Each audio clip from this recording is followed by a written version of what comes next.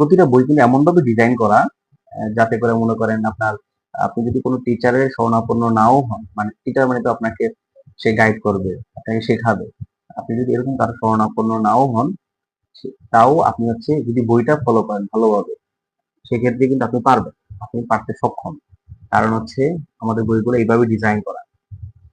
ঠিক আছে? আপনার এই যে আমরা উচ্চ মাধ্যমিক লেভেল পর্যন্ত বা মানে উচ্চ মাধ্যমিক লেভেল পর্যন্ত বলা চলে।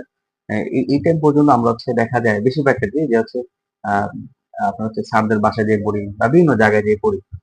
কিন্তু দেখেন আপনি ভার্সিটিতে যারা ওঠে তারা কিন্তু আসলে কারো বাসায় যেয়ে পড়ে না। মানে খুব মানে গুটি কয়েক সাবজেক্টের জন্য পড়তে হয়। কিন্তু নরমালি আপনার পাবলিক ভার্সিটি স্টুডেন্ট যারা তারা কিন্তু আসলে কোথাও পড়াশোনা করে না, এরকম কারো বাসায় যে পড়াই করে সে করে নিজ দায়িত্বে পড়াশোনা করে নেয়।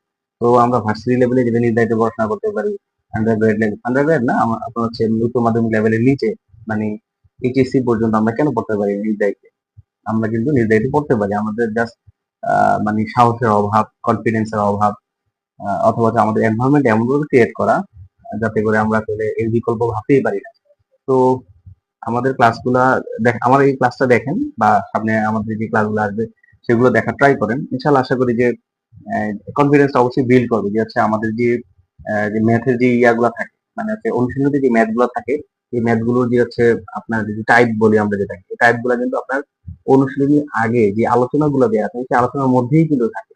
আলোচনার মধ্যেই আপনার সবগুলা ম্যাথের একটা একটা করে করে দেওয়া আছে। মানে মানে ম্যাথ টাইপ মানে প্রত্যেকটা টাইপ থেকে একটা করে করে দেওয়া আছে।